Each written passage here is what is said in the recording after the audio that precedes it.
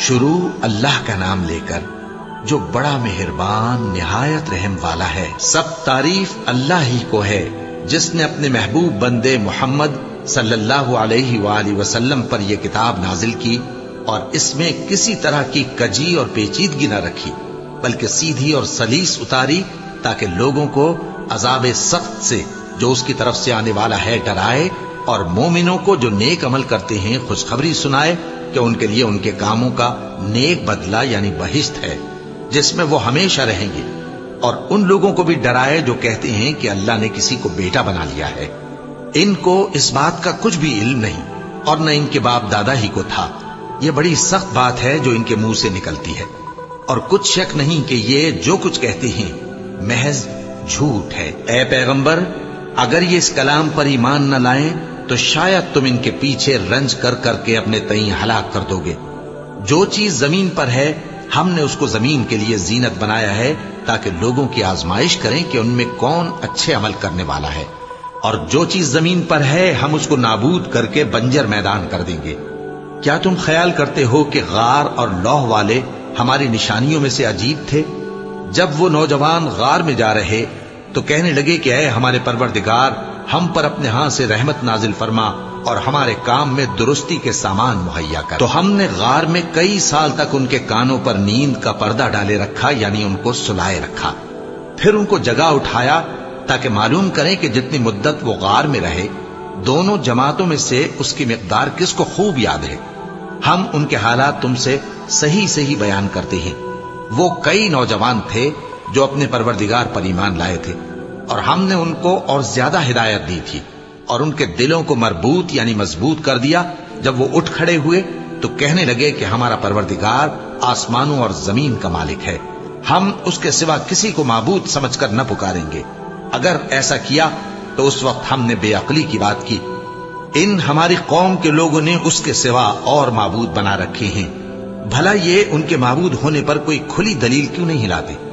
تو اس سے زیادہ کون ظالم ہے جو اللہ پر جھوٹ باندھے؟ اور جب تم نے ان مشرکوں سے اور جن کی یہ اللہ کے سوا عبادت کرتے ہیں ان سے کنارہ کر لیا ہے تو غار میں چل رہو، تمہارا پروردگار تمہارے لیے اپنی رحمت وسیع کر دے گا اور تمہارے کاموں میں آسانی کے سامان مہیا کرے گا۔ اور جب سورج نکلے تو تم دیکھو کہ دھوپ ان کے غار سے داہنی طرف سمٹ جائے، اور جب غروب ہو تو ان سے بائیں طرف کترا جائے، اور وہ اس غار کے کشادہ حصے میں تھے۔ یہ اللہ کی نشانیوں میں سے ہیں، جس کو اللہ ہدایت دے وہ ہدایت یاب ہے، اور جس کو گمراہ رہنے دے تو تم اس کے لیے کوئی دوست راہ بتانے والا نہ پاؤ گے۔ اور تم ان کے متعلق خیال کرو کہ وہ جاگ رہے ہیں حالانکہ وہ سوتے ہیں، اور ہم ان کو دائیں اور بائیں کروٹ بدلاتے تھے، اور ان کا کتا چوکھٹ پر دونوں ہاتھ پھیلائے ہوئے تھا۔ اگر تم ان کو جھانک کر دیکھتے تو پیٹ پھیر کر بھاگ جاتے اور ان سے دہشت میں آ جاتے۔ اور اسی طرح ہم نے ان کو اٹھایا تاکہ آپس میں ایک دوسرے سے دریافت کریں۔ ایک کہنے والے نے کہا کہ تم یہاں کتنی مدت رہے؟ انہوں نے کہا کہ 1 دن یا اس سے بھی کم۔ انہوں نے کہا کہ جتنی مدت تم رہے ہو تمہارا پروردگار ہی اس کو خوب جانتا ہے، تو اپنے میں سے کسی کو یہ روپیہ دے کر شہر بھیجو، وہ دیکھے کہ نفیس کھانا کون سا ہے تو اس میں سے کھانا لے آئے، اور احتیاط سے آئے جائے اور تمہارا حال کسی کو نہ بتائے۔ اگر وہ تم پر دسترس پا لیں گے تو تمہیں سنسار کر دیں گے یا پھر اپنے مذہب میں داخل کر لیں گے، اور اس وقت تم کبھی فلاح نہیں پاؤ گے۔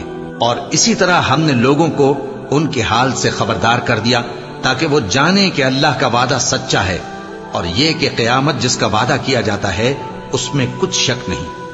اس وقت لوگ ان کے بارے میں باہم جھگڑنے لگے اور کہنے لگے کہ ان کے غار پر عمارت بنا دو۔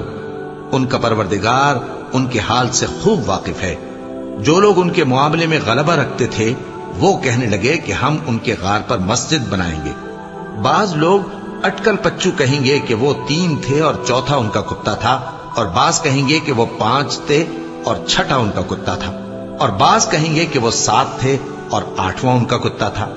کہہ دو کہ میرا پروردگار ہی ان کے شمار سے خوب واقف ہے، ان کو جانتے بھی ہیں تو تھوڑے ہی لوگ جانتے ہیں۔ تو تم ان کے معاملے میں بحث نہ کرنا مگر سرسری سی بحث، اور نہ ان کے بارے میں ان میں سے کسی سے کچھ دریافت ہی کرنا، اور کسی کام کی نسبت نہ کہنا کہ میں اسے کل کر دوں گا، مگر انشاءاللہ کہہ کر یعنی اگر اللہ چاہے تو کر دوں گا۔ اور جب اللہ کا نام لینا بھول جاؤ تو یاد آنے پر لے لو۔ اور کہہ دو کہ امید ہے کہ میرا پروردگار مجھے اس سے بھی زیادہ ہدایت کی باتیں بتائے۔ اور اصحاب کہف اپنے غار میں 9 پر 300 سال رہے۔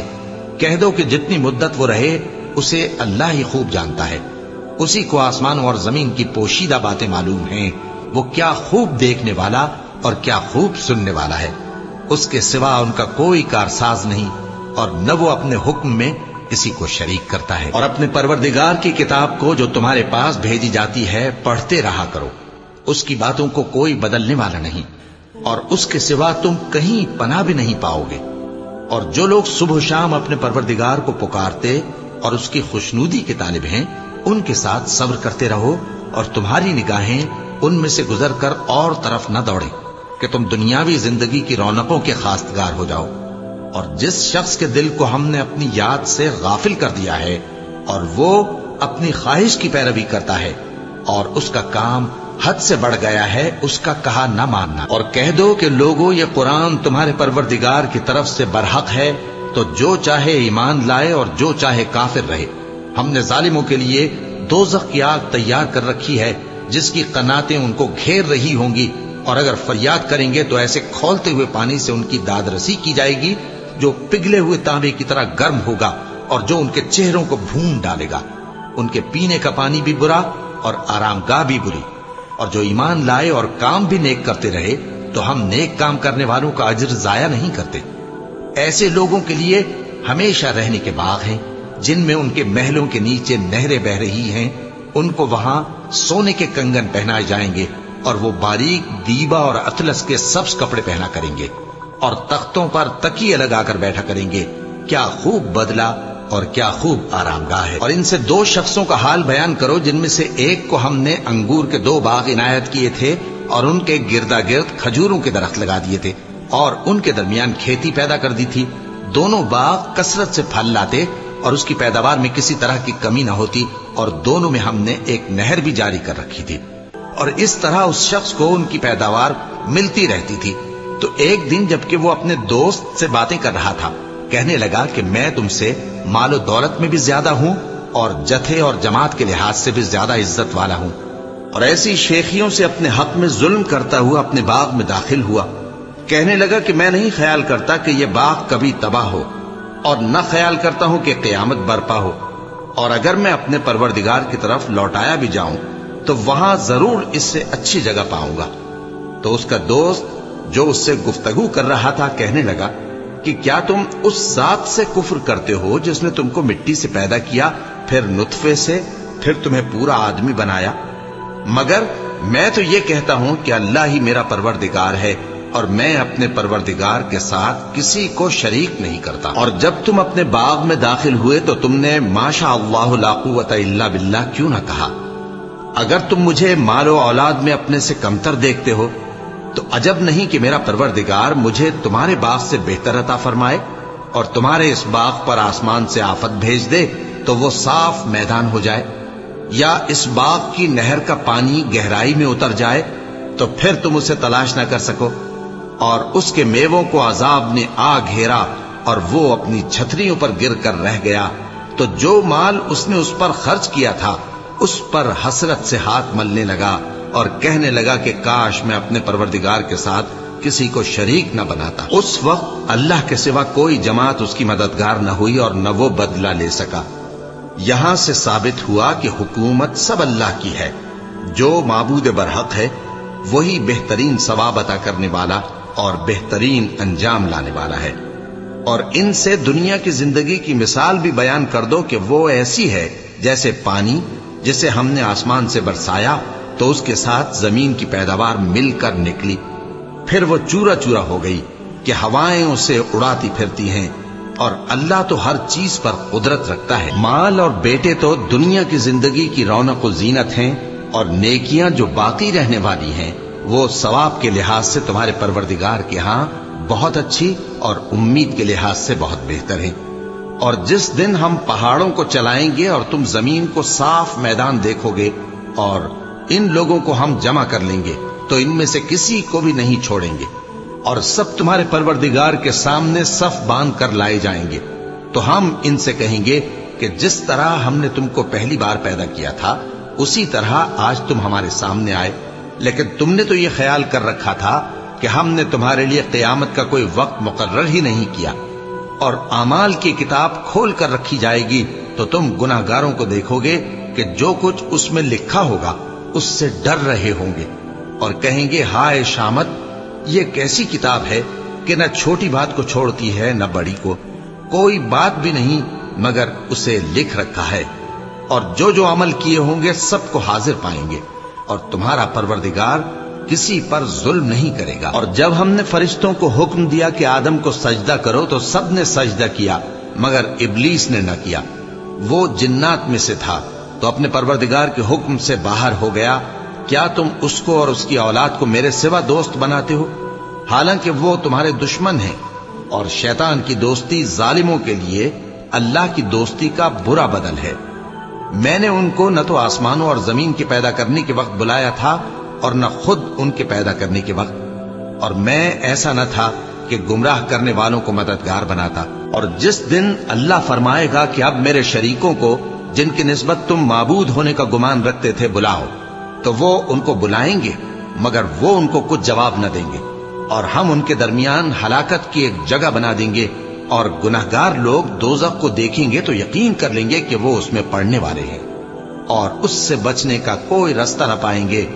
اور ہم نے اس قرآن میں لوگوں کے سمجھانے کے لیے طرح طرح کی مثالیں بیان فرمائی ہیں، لیکن انسان سب چیزوں سے بڑھ کر جھگڑالو ہے، اور لوگوں کے پاس جب ہدایت آ گئی تو ان کو کس چیز نے منع کیا کہ ایمان لائیں اور اپنے پروردگار سے بخشش مانگیں، بجز اس کے کہ اس بات کے منتظر ہوں کہ انہیں بھی پہلوں کا سا معاملہ پیش آئے یا ان پر عذاب سامنے سے آ جائے۔ اور ہم جو پیغمبروں کو بھیجا کرتے ہیں تو صرف اس لیے کہ لوگوں کو اللہ کی نعمتوں کی خوشخبریاں سنائیں اور عذاب سے ڈرائیں، اور جو کافر ہیں وہ باطل کی مدد سے جھگڑا کرتے ہیں تاکہ اس سے حق کو پھسلا دیں، اور انہوں نے ہماری آیتوں کو اور جس چیز سے ان کو ڈرایا جاتا ہے اسے ہنسی بنا لیا ہے۔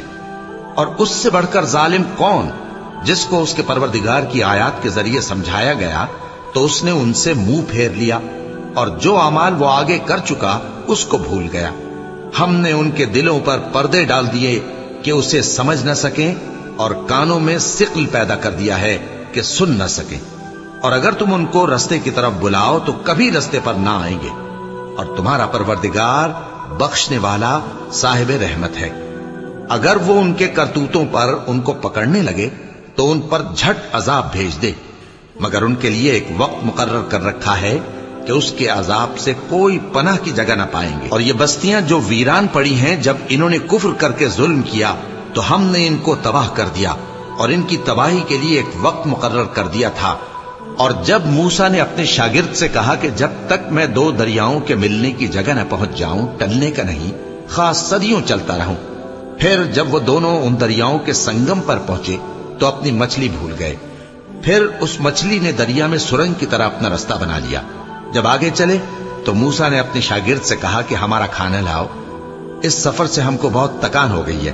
اس نے کہا کہ بھلا آپ نے دیکھا کہ جب ہم نے اس چٹان کے پاس آرام کیا تھا تو میں مچھلی وہیں بھول گیا، اور مجھے آپ سے اس کا ذکر کرنا شیطان نے بھلا دیا، اور اس مچھلی نے عجیب طرح سے دریا میں اپنا راستہ بنایا۔ موسیٰ نے کہا یہی تو وہ مقام ہے جسے ہم تلاش کرتے تھے، تو وہ اپنے پاؤں کے نشان دیکھتے دیکھتے لوٹ گئے۔ وہاں انہوں نے ہمارے بندوں میں سے ایک بندہ دیکھا جس کو ہم نے اپنے ہاں سے رحمت خاص سے نوازا تھا، اور اپنے پاس سے ایک خاص علم بخشا تھا۔ موسیٰ نے ان سے جن کا نام خضر تھا کہا کہ جو علم اللہ کی طرف سے آپ کو سکھایا گیا ہے، اگر آپ اس میں سے مجھے کچھ بھلائی کی باتیں سکھائیں تو میں آپ کے ساتھ رہوں۔ خضر نے کہا کہ تم میرے ساتھ رہ کر صبر نہیں کر سکو گے، اور جس بات کی تمہیں خبر ہی نہیں اس پر صبر کر بھی کیسے سکتے ہو؟ موسیٰ نے کہا اللہ نے چاہا تو آپ مجھے صابر پائیے گا، اور میں آپ کے ارشاد کے خلاف نہیں کروں گا۔ خضر نے کہا اگر تم میرے ساتھ رہنا چاہو تو شرط یہ ہے مجھ سے کوئی بات نہ پوچھنا جب تک میں خود اس کا ذکر تم سے نہ کروں۔ تو دونوں چل پڑے، یہاں تک کہ جب کشتی میں سوار ہوئے تو خضر نے کشتی کو پھاڑ ڈالا۔ موسیٰ نے کہا کیا آپ نے اس کو اس لیے پھاڑا ہے کہ سواروں کو غرق کر دی؟ یہ تو آپ نے بڑی عجیب بات کی۔ پناہ مانگتا ہوں میں اللہ کی شیطان مردود سے۔ شروع اللہ کا نام لے کر جو بڑا مہربان نہایت رحم والا ہے۔ خضر نے کہا کیا میں نے نہیں کہا تھا کہ تم میرے ساتھ صبر نہ کر سکو گے؟ موسیٰ نے کہا کہ جو بھول مجھ سے ہوئی اس پر مواخذہ نہ کیجیے اور میرے معاملے میں مجھ پر مشکل نہ ڈالیے۔ پھر دونوں چلے، یہاں تک کہ رستے میں ایک لڑکا ملا تو خضر نے اسے مار ڈالا۔ موسیٰ نے کہا کہ آپ نے ایک بے گناہ شخص کو ناحق بغیر قصاص کے مار ڈالا، یہ تو آپ نے بری بات کی۔ خضر نے کہا کیا میں نے نہیں کہا تھا کہ تم سے میرے ساتھ صبر نہیں ہو سکے گا؟ انہوں نے کہا کہ اگر میں اس کے بعد پھر کوئی بات پوچھوں یعنی اعتراض کروں تو مجھے اپنے ساتھ نہ رکھیے گا کہ آپ میری طرف سے عذر کے قبول کرنے میں حد کو پہنچ گئے ہیں۔ پھر دونوں چلے، یہاں تک کہ گاؤں والوں کے پاس پہنچے اور ان سے کھانا طلب کیا۔ انہوں نے ان کی ضیافت کرنے سے انکار کیا۔ پھر انہوں نے وہاں ایک دیوار دیکھی جو گرا چاہتی تھی تو خضر نے اس کو سیدھا کر دیا۔ موسیٰ نے کہا کہ اگر آپ چاہتے تو ان سے اس کا معاوضہ لے لیتے تاکہ کھانے کا کام چلتا۔ خضر نے کہا کہ اب مجھ میں اور تم میں علیحدگی، مگر جن باتوں پر تم صبر نہ کر سکے میں ان کا تمہیں بھید بتائے دیتا ہوں کہ وہ جو کشتی تھی غریب لوگوں کی تھی جو دریا میں محنت کر کے یعنی کشتیاں چلا کر گزارا کرتے تھے، اور ان کے سامنے کی طرف ایک بادشاہ تھا جو ہر اچھی کشتی کو زبردستی چھین لیتا تھا، تو میں نے چاہا کہ اسے عیبدار کر دوں تاکہ وہ اسے غصب نہ کر سکے۔ اور وہ جو لڑکا تھا اس کے ماں باپ دونوں مومن تھے، ہمیں اندیشہ ہوا کہ وہ بڑا ہو کر بد کردار ہوگا تو کہیں ان کو سرکشی اور کفر میں نہ پھنسا دے، تو ہم نے چاہا کہ ان کا پروردگار اس کی جگہ ان کو اور بچہ عطا فرمائے جو اخلاقی پاکیزگی میں بہتر اور محبت میں زیادہ قریب ہو۔ اور وہ جو دیوار تھی سو 2 یتیم لڑکوں کی تھی جو شہر میں رہتے تھے، اور اس کے نیچے ان کا خزانہ دفن تھا، اور ان کا باپ ایک نیک آدمی تھا۔ تو تمہارے پروردگار نے چاہا کہ وہ اپنی جوانی کو پہنچ جائیں اور پھر اپنا خزانہ نکالیں۔ یہ تمہارے پروردگار کی مہربانی ہے اور یہ کام میں نے اپنی طرف سے نہیں کیے، یہ ان باتوں کی حقیقت ہے جن پر تم صبر نہ کر سکے۔ اور تم سے ذوالقرنین کے بارے میں دریافت کرتے ہیں، کہہ دو کہ میں اس کا کسی قدر حال تمہیں پڑھ کر سناتا ہوں۔ ہم نے اس کو زمین میں بڑا اقتدار دیا تھا اور ہر طرح کا سامان اس کو عطا کیا تھا، تو اس نے ایک سفر کا سامان کیا، یہاں تک کہ جب سورج کے غروب ہونے کی جگہ پہنچا تو اسے ایسا پایا کہ ایک کیچڑ والے چشمے میں ڈوب رہا ہے، اور اس چشمے کے پاس ایک قوم دیکھی۔ ہم نے کہا ذوالقرنین تم ان کو خواہ تکلیف دو خواہ ان کے بارے میں بھلائی اختیار کرو، دونوں باتوں کی تم کو قدرت ہے۔